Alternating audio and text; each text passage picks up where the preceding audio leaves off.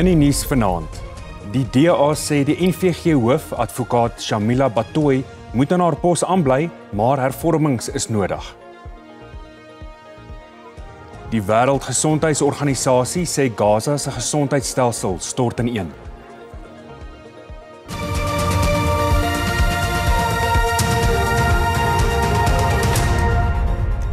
Goeienaand en baie welkom by die nuus in Afrikaans. Die DA sê hy is nie ten gunste van oproepe om die nasionale direkteur van openbare vervolgings, advokaat Shamila Batohi, uit haar pos te verwyder nie. Verskeie politieke partye het die afgelope tyd Batohi se bedanking geëis na die nasionale vervolgingsgesag se mislukkings in verskeie sake, insluitend vervolgings in staatskapingssake en prioriteitsmisdade. Die DA-parlementslid, Glynis Breitenbach, het verskeie hervormings voorgestel om, soos sy dit gestel het, 'n krisis in die NVG te verhoed.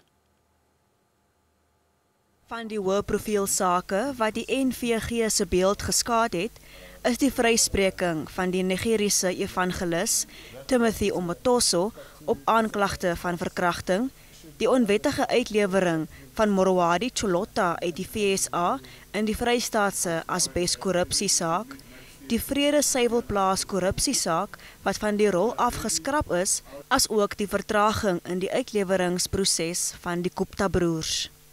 The national director is not the problem at the NPA. It's not a one-man job or a one-woman job. And while I think that she could possibly have done things differently, she is not doing a bad job. Batohi het ontken dat die NVG in 'n krisis is. We will pick on a few cases which I've called red herrings, but I hasten to add, I don't want to minimize the importance of those cases. They are very important and they've been major setbacks that we're dealing with. But you cannot pick less than a dozen cases and then say there's a crisis in the NPA. Batohi het wel erken dat daar uitdagings is. Dit sluit in 'n onvoldoende begroting en die stryd om persone met hoogs gespesialiseerde vaardighede te lok om ingewikkelde sake te kan vervolg. Having internal challenges where some prosecutors may not be aligned to the vision of really fighting for the rule of law in this country. And this is a very, very concerning issue, as I said, that I am going to be taking up with the executive. Die DA het intussen gevra dat ander politieke partye die stigting van 'n teenkorrupsiekommissie ondersteun. The Anti-Corruption Commission would be an independent body to be empowered to investigate and prosecute serious corruption and high-level organised crime. The two things that at this point are getting no attention at all. Die NVG sê hy verseker dat sy voortdurende hervormings voldoende is en dat daar gevolgbestuur vir oortredings is. Batohi tree in Januarie volgende jaar af. 'n Beloning van R100,000 is uitgeloof vir inligting wat kan lei tot die hegtenisneming van die verdagtes wat verantwoordelik was vir die massaskietery by die Umfuleni taxi-staanplek in Kaapstad. 4 mense is in vanoggend se skietery dood en 3 is gewond. Die polisie sê hoë kaliber vuurwapens is tydens die aanval gebruik. Die polisie sê dit lyk asof die skietery taxi verwant is. Die 3 gewondes wat 'n taxi-pendelaar insluit, is na die hospitaal gehaas. This investigation has been taken over by Serious Violent Crime Investigation, the Counter-Taxi Violence Unit, and also we are offering a reward of up to 100,000 to any person who can provide information that can lead to arrest and conviction of anyone that is responsible. Die owerhede het die voorval verdoem. Ek veroordeel hierdie, ek wil amper sê, moorde wat so sinneloos is ten sterkste. En die Suid-Afrikaanse Polisiediens senior bestuur is teenwoordig en hulle is baie positief dat hulle die 2 persone wat hulle op hierdie stadium dink is 2 persone sal binnekort sal kan arresteer. Die taxi-vereniging Santaco het 'n beroep op taxi-operateurs in die Wes-Kaap gedoen om hulle te weerhou van geweld. We call on law enforcement agencies to act swiftly and decisively to identify and arrest those responsible. There can be no tolerance for violence in our industry or communities. Santaco will be meeting with the relevant taxi associations to establish a full account of the events and determine how we can assist in restoring stability and preventing further conflict. We urge all operators to remain calm and exercise maximum restraint. Lede van die Mfuleni gemeenskap het hulle skok oor die voorval uitgespreek. It's so bad, when you see something like this happening in our communities, right? Because violence is not a way of us solving the problem, right? But basically, it's some of those things which happen in our country, and we can't be involved in such things, understand? Because it's so painful, understand? There's so many people crying about it. But even still, it's not good for a man to leave home, that you're going to work, and only for you to be shot dead. How will your child or your children feel when they get this message? How will your wife feel? So I actually feel it's me. It's so heart-touching. Die R100,000 beloning vir inligting is deur die polisie uitgeloof. Coben August, SAIK nuus, Kaapstad.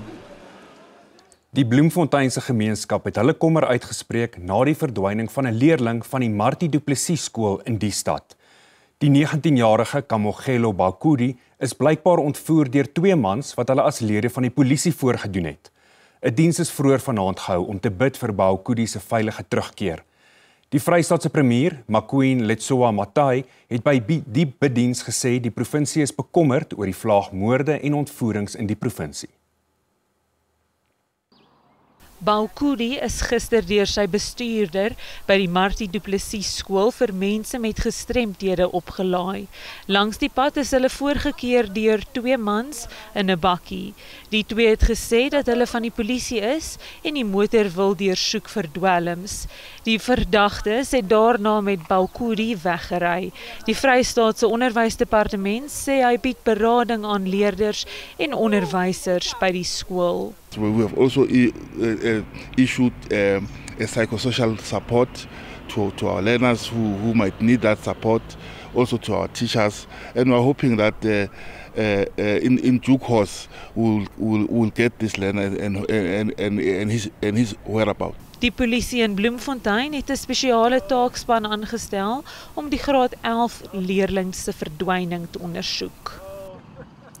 Die skoonstede en dorpe veldtog in Gauteng is amptelik deur adjunkpresident Paul Mashatile van stapel gestuur. Hy sê dit is belangrik dat volhoubaarheid van die veldtog beskerm en benadruk dat dit werk vir gemeenskappe kan skep. Die projek is daarop gemik om 'n landswye beweging te begin wat burgers aanmoedig om saam te werk om townships en dorpe skoon te maak. Die regering het Kliptown in Soweto gekies om die veldtog bekend te stel. Die regering het hom daartoe verbind om weer nuwe lewe te blaas in die gebied wat deurspek is met diensleweringsprobleme. It wouldn't have deteriorated like it did, and we are hoping that it will never go back there. We're going to fix it, we're going to make sure it's properly guarded, it's properly used to benefit even the people of this area. Op 'n vraag oor of Johannesburg gereed is om een van die belangrikste byeenkomste van wêreldleiers, die G20-beraad in November, aan te bied, het Mashatile so gereageer. I'm happy because I know they are ready.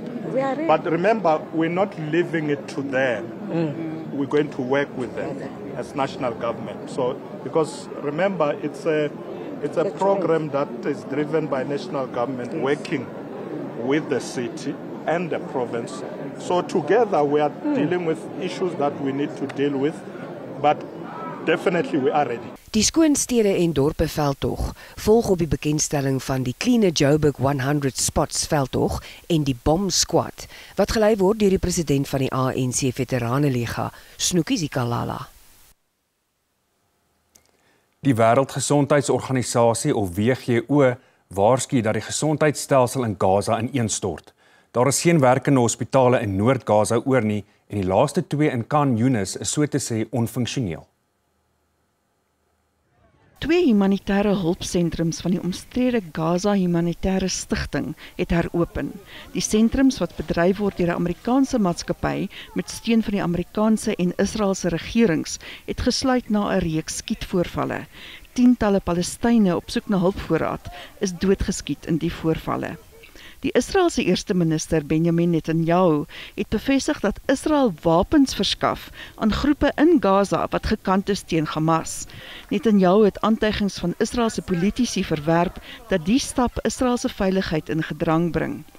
Die sekretaris-generaal van die Verenigde Nasies het intussen hulde gebring aan die 126 VN-werknemers wat die afgelope jaar in Gaza dood is.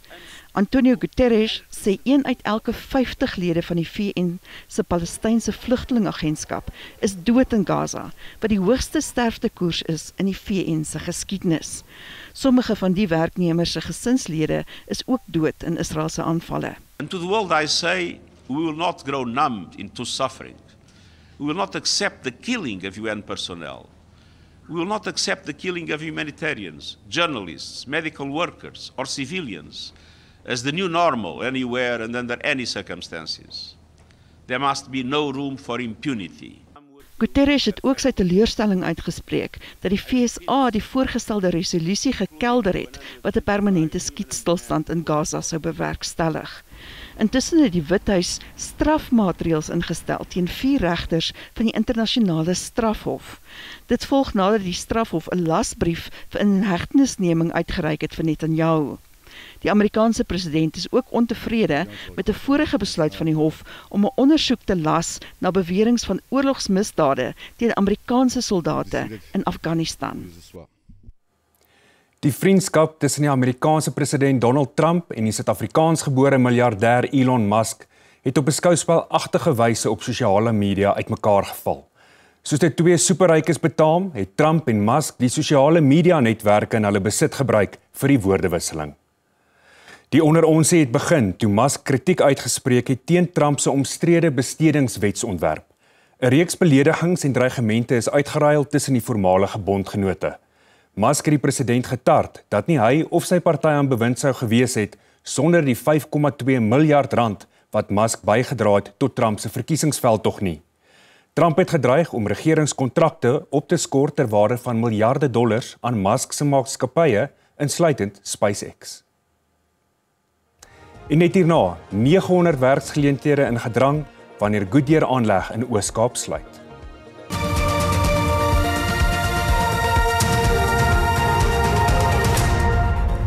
Baie welkom terug.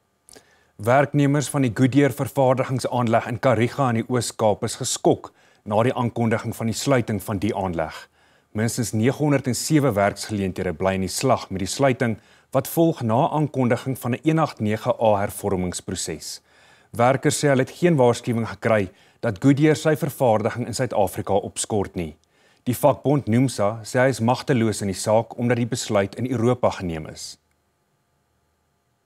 It's bad for everyone involved, especially for the city of Udenake, because Goodyear employs more than 900 people, of which most of them are supporting families within the area of Udenake.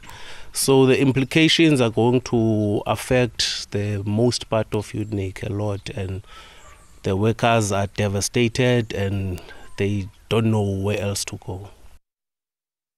Die Departement van Landbou het met sy eerste massa-inentingsveldtog teen voëlgriep begin. Dit volg na verskeie waarskuwings deur die Nasionale Vereniging vir die Voorkoming van Wreedheid teenoor Diere. Die vereniging het 'n beroep op die regering gedoen om dringend in te gryp om 'n uitbreking soos die een wat die pluimveebedryf in 2023 ernstig geknou het te verhoed. The Department of Agriculture is aware that there is a great deal of anxiety around the various outbreaks of foot and mouth disease in a number of provinces in South Africa. I wish to assure all of those concerned that the department is intervening in this particular situation. All infected properties are placed under quarantine and no movement is allowed into, out of or through that particular area of farm. Large areas where individual notices cannot be served have been gazetted as disease management areas, and of course the same restrictions apply. The vaccination will start as soon as the vaccine arrives and will be done in conjunction and under the supervision of provincial vets, state vets, as well as industry bodies and industry vets. We anticipate that this project will start being rolled out early next week.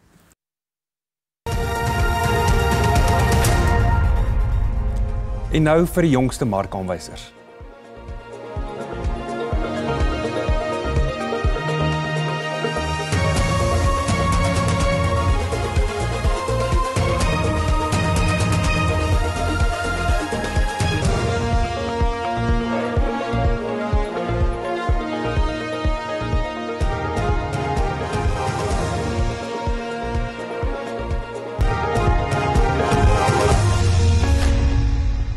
Die Sharks sal môre se Verenigde Rugby Kampioenskap halfeindstryd teen die Bulle sonder sy slotpaar Eben Etzebeth en Jason Jenkins moet aanpak. Albei van hulle sukkel met beserings. Die Bulle se visier is op 'n derde VRK eindstryd in 4 seisoene voor 'n stampvol Loftus Versveld.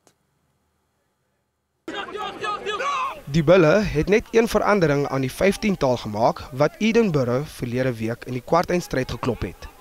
Johan Goosen het intussen toestemming gekry om in die loskakeltry uit te draf. End of season games, when you get to these playoff games, you need your best players fit and available and you need them ready, and whatever happens in the season is just part of that building block. So to have him back, I mean it's 14 or 15 players who played last week, so it's continuity, and then have him back is a Springbok. He is our number 110, and we got Keegan who played really well for us on the bench, so it's a good position to be in. Plumtree maak staat op die jong Corné Raal en Emile van Heerden om die leiersels oor te neem. The youngsters, they've got long Sharks careers in front of them, and we've got a lot of faith in them. Obviously Corné, different player to Emile, in so many ways. Corné's sort of a bit more abrasive, and Emile's the ball winner and a smart rugby player. Dit is 'n eerste VRK halfeindstryd vir die Sharks en 'n tweede agtereenvolgende tuis halfeindstryd vir die Bulle. Die wedstryd skop om 6:15 môre aand af.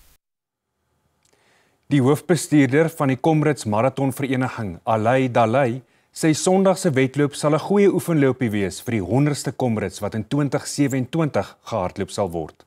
Meer as 23,000 inskrywings is vir die afdraande roete van Pietermaritzburg na Durban ontvang, en dit is die meeste in die marathon se geskiedenis. Verskeie veranderings is aan vanjaar se Comrades Marathon gemaak ter wille van veiligheid. Dit sluit in die verdeling van die wedloop in 2 begintye.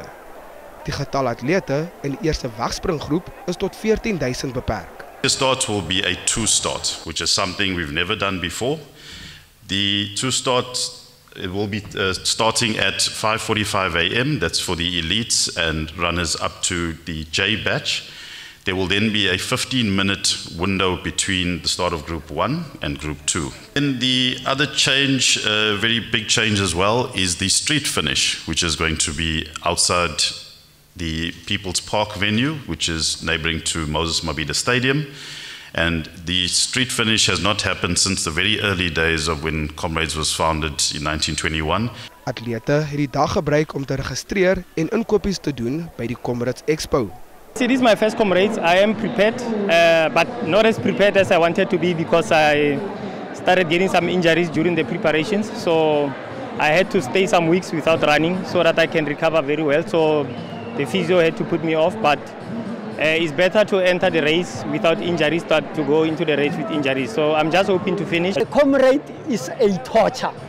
After running close to 90 kilometers, the way it's paining, you'll tell yourself that I am not coming the following year. I have had enough. But you'll see yourself back again. How? We don't know. That's the love and the commitment. Intussen het KwaZulu-Natal se regering rampbestuurspanne ontplooi nadat die Suid-Afrikaanse weerdiens 'n waarskuwing uitgereik het vir uiters koue toestande en ontwrigtende sneeu wat van Sondag af in die provinsie verwag kan word. We have activated the Joint Operations Cluster comprising of law enforcement agencies, emergency services, municipalities and our social partners. And our teams will be closely monitoring all routes starting from today, especially as runners on Sunday and spectators begin their return journeys from Sunday evening after the conclusion of the race. En dis dan al van die Afrikaanse nuusspan vir vanaand. Ons is môre aand terug, maar wel om 6:15 op SABC2. 'n Mooi aand en 'n naweek vir jou. Totsiens.